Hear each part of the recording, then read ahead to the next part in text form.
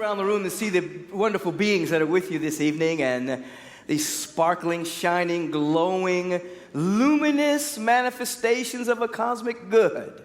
Beyond personality, beyond flesh and blood, luminous light beings. Look at these sweet beings. Bless these beings with the full awareness that as we teach on a regular basis that you only get to keep what you give away. So as you're giving away multiple blessings on multidimensional levels for all the beings here, it's oozing through you as well. Now, allow for one of the beings sitting right next to you to represent the entire congregation, to represent all the hundreds and thousands of live streamers that are tuning in right now. Look at that being and say, oh my God, oh my God. Out of 7.5 billion people, I get to sit next to you. And you get to sit next to me. We've got something to say to each other. It's important. There's good in you. There's love in you. There's beauty in you. There's power in you. There's joy in you. There's abundance in you. There's harmonizing prosperity within you. There is divine wisdom within you. Creative intelligence is in you. And you have come to set it free. That we may change the world for the better and make a mighty difference on this planet. Let's be this. Let's do this together in the here and now. And so it is. Amen. Touch and agree. High five, hug, handshake, whatever the case may be. But absolutely touch and feel the rhythm of a spiritual community, as I said earlier, that gives you immunity from the lower frequencies of worry, doubt, and fear that cascade through the human condition and allow people to live in a low-level anxiety on a regular basis. Your community gives you a level of immunity from that low-level anxiety, that you may continue to stand in an awareness that the presence and the power, the love and the beauty, the intelligence of God is everywhere. God, not an anthropomorphic man in the sky, but a presence that is never an absence, that carries all of these transcendent yet immanent qualities of the Spirit that are seeking to know themselves as each and every one of us, that we, during this incarnation, at this time, may reflect and reveal the cosmos in a way that has never, ever happened before. So we stand in an awareness that the presence of God is everywhere. We stand in awareness that all of the qualities are everywhere. We stand in awareness that the total power of the presence is everywhere. And though that may not square with certain facts in life, it does square with the absolute truth of our being. And for those who have eyes to see and ears to hear and a spiritual heart to feel, they live in a different dimension of life. They live in the realm of ever-expanding good, which is another name for heaven, and become an instrument through which that dynamic good gets to reveal itself through thought and speech and action, so that heaven breaks out all over and over each other. Spills out from nothing to become the very something of our existence. Your good is in plain sight, and it's not hiding. That's the theme of the night. We've heard the statement over and over again that such and such is hiding in plain sight, but not the all good, not the presence. It's in plain sight for those who have eyes to see, and it's not hiding. It's busting out all over. All of creation sings its song of beauty and love and plenitude. All of creation is announcing the glory of the living God. Everywhere that you look, if you have sincere interest, you will see life winning. You will see excellence. You'll see beauty. You'll see the unfolding of a dynamic idea that is happening everywhere. This is why Jesus the Christ said, if I do not find one worthy, I'll command the rocks to shout out my name. That all existence is shouting out the name and the nature of the Spirit of the living God. And the reason individuals think that it's hiding, the reason individuals have a tendency to not see it, because they are in a dream, a hypnotic state. They're in a hypnotic dream of what should or should not be. That's where most people live.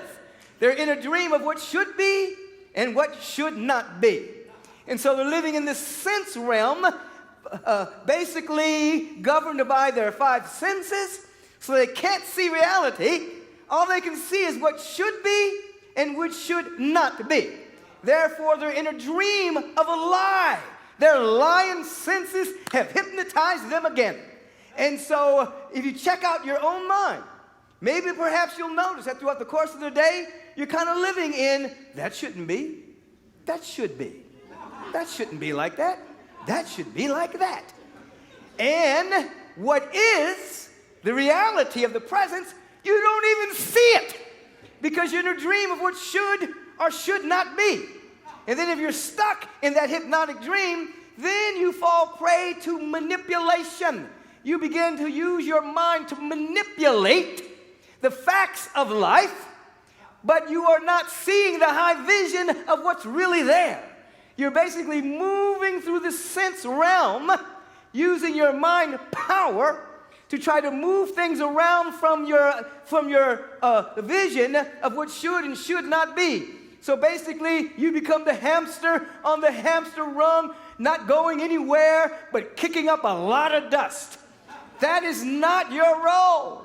Your role is to understand that you are to live from inspired ideas shot from the infinite mind of God. You don't have to produce an idea. You don't have to deal with what should or shouldn't be. You have to be keenly receptive, for the mind of God only reveals divine ideas, only reveals inspired ideas, only reveals whole patterns of ideas that are everywhere, not hiding, everywhere. And when you come out of the hypnotic space through your prayer, through your meditation, through your life visioning, through your sacred service, your study, your fellowship, little by little by little by little by little, you have insights, little pinpricks of awareness into the real world, capital R, real world. And now you become available to divine ideas emanating from the mind of God. One mind, one God, one mind, one God. Your mind at one with the divine mind. And you start to catch ideas. You start to catch inspiration. And that inspiration is not coming from the world. It's not coming from the world of effects, world of circumstances. It's not coming from the world of experience. It's already held in the mind of the infinite. And now you begin to catch it. And it begins to lift you out of your hypnotic spell. You're dreaming of what should and should not be. And you start to have little pinpricks awareness of what is now, what is absolute, what is real. And now you begin to understand that the problems you have in your life, they thrive on your attention. That's a spiritual principle. Problems thrive on your attention. And so when you're always giving your problems attention, they get bigger, more massive. Your issues that you're dealing with are from your own soul for the edification of your own unfoldment. You're not to pay all your attention on your problems except to understand the underlying meaning of the lesson you are to learn based on the emblematic expression of the content of your consciousness being projected as a problem. But you are not to pay all kinds of attention every single day to whatever the problem is. It will thrive on your attention and they will become bigger. You will be sucked into the hypnotic spell of separation. And you'll stay hypnotized by seduction and provocation and intimidation. Those three words are how you stay, how the world of effects keeps you in hypnotic spell. You become seduced, you become provoked, or you become intimidated when you're living from the sense realm. But when you begin to open that inner eye, and you begin to not live from what should and should not be, but from what is real. What is real? It's here. It has to be here because God is everywhere. What's real? What's authentic? What's forever? What's eternal? You begin to live in that kind of inquiry. The inspiration of the mind of God will begin to find its way through you. And you'll be lifted. And you'll begin to see differently. You begin to see this presence. And all the attention you were giving to the problem, now you become sincerely interested in yourself as a living soul. You become sincerely interested as you as a spiritual being. Sincerely interested, you as a vehicle for divine ideas. Sincerely interested as you carrying the entire cosmos according to your unique pattern. You're lifted. In the process of being lifted, the issues start to give you an underlying meaning of their purpose. What lesson they're giving you. What blessings they're bringing you. And you will not let them go until you're blessed beyond your wildest imaginings. Hear this again. All the good, it's in plain sight. All you have to do on a regular basis is say, show me the good that I presently cannot see. You ask that as a question. Walk through life. Show me the good that's here that presently my senses would not allow me to see. Show me the beauty that's here that presently I can't see. Show me the abundance and the infinite opportunities that are right here, because God is everywhere, that presently I cannot see. Now what happens, your attention is shifting from problem, which is thriving on your attention, and is now shifting to, let me see the good that is in plain sight and not hiding. As the shift occurs, and you end up 50.1% more interested in the good you can't see, there's a momentum that begins to take place. In the beginning, it looks like miracles are happening.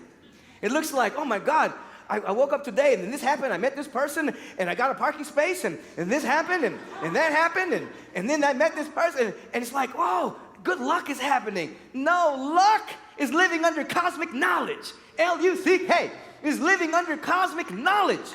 It's not you're lucky, you're living under cosmic knowledge and you're asking the right question. Let me see the good that I presently cannot see because my attention has been focused on the problem. I have a myopic point of view. My perception is limited. Let me see. And then momentum takes place. And we start to really live the vibratory frequency of life is good. Not because we say it because it is. But now the neurovegetative system and the nervous system and the chemistry of the body and everything begins to be in alignment with life is magnificent. Life is beautiful. Human experience never tarnishes, touches life, God, beauty. It may block our perception and we may experience our thoughts about life, but life is untouched. But if we ask the right question, let me see the good that I presently cannot see, we start to be lifted and we start to see. And we start to become keenly interested in what we're seeing, and divine and perfect spiritual ideas start to take us over. We start to live at that level. And then we become untouched. We become untouchable. Nothing can touch us because the vibration is too low to touch us. We're vibrating here. And so the worries and the anxiety and the anxiousness and the fear and the doubt and the worry and the hate and the bigotry and all the stuff that's in the human condition, we're not there. Can't be touched. This is, I'm sure, what Einstein meant when individuals asked him how was he able to deal with all of the arrows of hate that were shot in his direction as he began to describe the universe according to a different paradigm. And he said, arrows of hate have been shot in my direction many times, but they couldn't touch me because they came from a world in which I did not inhabit. This is what he meant. Now this is where you want to be. You want to be vibrating so high that the arrows that are shot from the world of effects and circumstances, the arrows of fear and doubt and worry, lack, limitation, scarcity, not enoughness. They can't touch you because your habitation is most high. Our habitation is in the secret place of the Most High, under the shadow of the Almighty. No hurt, harm, nor danger can come nigh our dwelling place, because we're making our habitation the Most High God, you see. We live there. Now, in the beginning, the difficulty is that you have become, I'm saying the collective you, I'm not picking on you. This might be related to your cousin, may not be related to you, okay? We become so accustomed to the worry and the low-level anxiety. It's become normalized in human consciousness. And then we've become so accustomed as to how we deal with it. Everyone has different ways of dealing with it. They're called coping mechanisms. Some people, overly entertain themselves. Some people drink. Some people smoke. Some people just whatever it is that they do. And so they become accustomed to the low-level anxiety. They become accustomed to the coping mechanism. And all the while, there's a beauty and a love that's everywhere waiting for us to wake up to it, you see. So in the beginning, as you begin to ask the question, what good is here that I presently cannot see? There will come moments of being kind of uncomfortable because the old ways that you're dealing with things stop working. And the new ways are being born. But if you keep on becoming interested, sincere interest in you as a living soul, not just the byproduct of your parents, not just what has happened via the society, schooling, education, miseducation, but becoming interested in who you are as a spiritual being, there'll come moments and you'll be gifted with insight. You realize your life is a gift that you did not make yourself. Your life is a gift from the divine. Carries everything that the divine has, waiting for you to wake up, to come out of the low-level hypnotic spell of what should or should not be, and to wake up to the awareness of what is. What is. God is. What is. Love is. What is. Peace is. Joy is. Beauty is. Abundance is. Prosperity is. I is. You come into that. I is, I am. I'm ising and fizzing with ising. See? That's where you begin to live.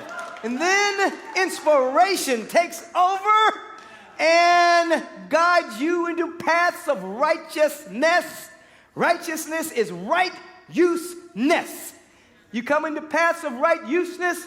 Use me, God. Let those inspired ideas take me over. Let the beauty take me over. Let the love take me over. Let the abundance take me over. Let brilliance and luminosity take me over. Use me. I'm available. I'm open. I'm receptive. I'm absolutely yielding into dynamic surrender that I am able to up-level the octave of my being. The body being an optic nerve, with our eye being single, the body becomes full of light, and now I get to hold more luminosity. I didn't make it, but I became available to it. The light bulb didn't make electricity, but it's available to it. You didn't make reality, but you become available to it, and it uses you. Say yes right now. Yes. Say, I say yes to life. I say yes to beauty. I say yes to joy. I say yes to abundance. I say yes to prosperity. I say yes to well-being, wholeness, wellness, dynamic love, perfect peace, perfect peace, perfect peace. I say yes to life. Somebody say yes. Yes, yes, yes, yes, yes, yes, yes, I am. Yes, I can. Yes, I am willing. Yes, I am able. I It's happening now. Inhale. Release. Inhale. Release. Inhale. Suspend right there. And feel your yes factor high. Feel that you're out of the hypnotic space of what should be or shouldn't be. You're not being run by that right now. You're being run by what is. God is. Life is. Beauty is. Intelligence is. Joy is. Harmony is. Abundance is. It is now. Release. So now your nervous system is now acclimating itself to what is rather than acclimating itself to what should or shouldn't be. No. It's acclimating itself to what is. So now when you move into the world, whatever your task is, there's one spirit, but there's many gifts. So whatever your task is on the planet to make the world better, everyone has something that they're called to be and to do. You'll do it from a high vision of possibility rather than what should or shouldn't be. You'll be called from a vision of the possible. And you'll become the people of the possible. Pioneers of the possible. That's what your descendants would call you.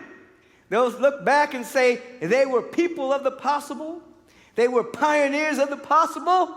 And because they said yes to what is, life recognized itself in all of these beings, and real meaningful transformation took place from washing a single dish to building great and mighty systems for health and healing, wholeness and inspiration. Whatever your lot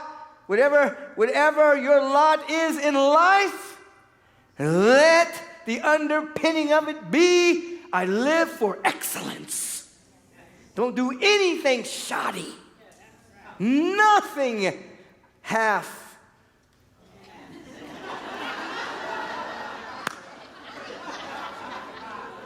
Whatever came into your mind was right. Full. And then what happens is you get used to doing everything excellent. And then excellence finds you, calls you by name. And beyond what you could make happen, you find yourself constantly making it welcome. Here am I. Use me. Here am I. Send me. You're good? It's in plain sight. It's not hiding. Your perception and your interest is now about it. You'll see it. Let's pray together.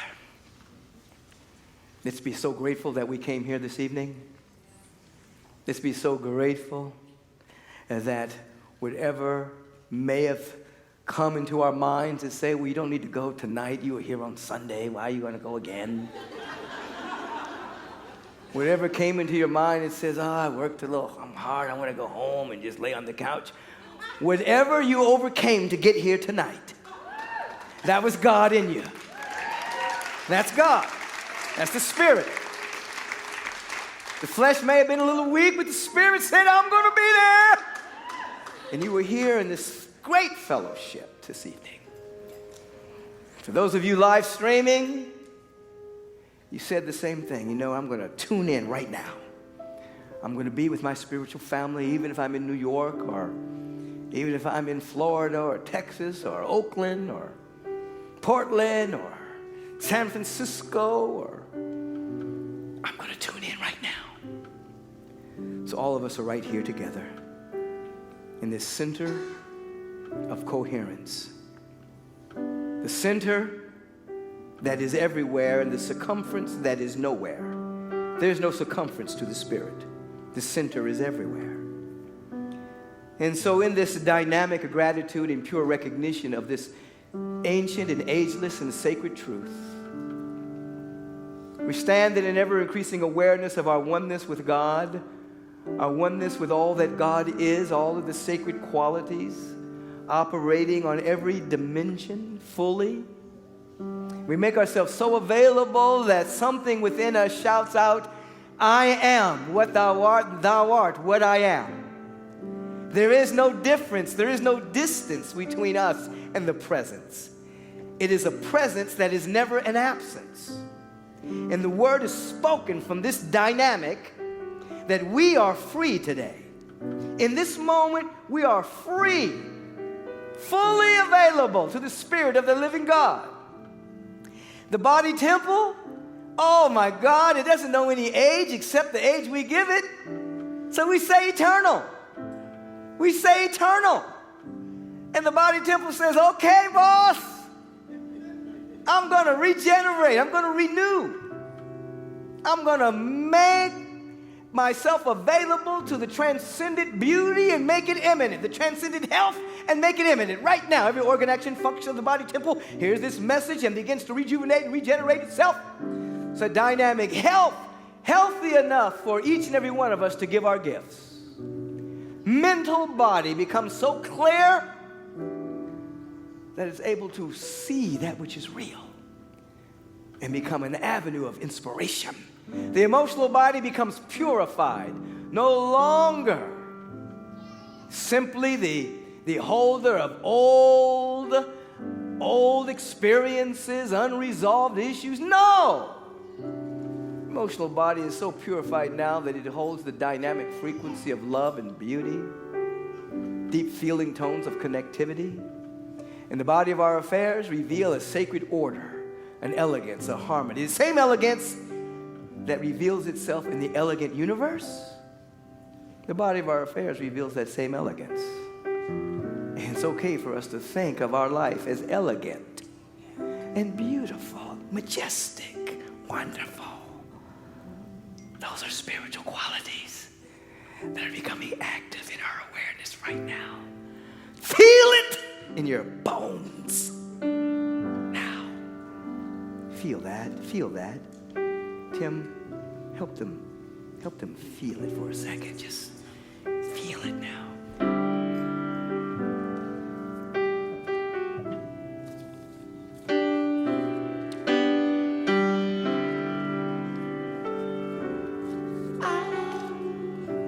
I'm grateful for the useness of me. I'm grateful for who I be. I say yes to this thing called life. I'm grateful for who I am.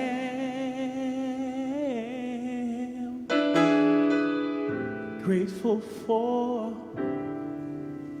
my gift. I am grateful for the isness of me. Grateful for who I be. I say yes to this thing called life. I'm grateful for my gift. Grateful for my gift.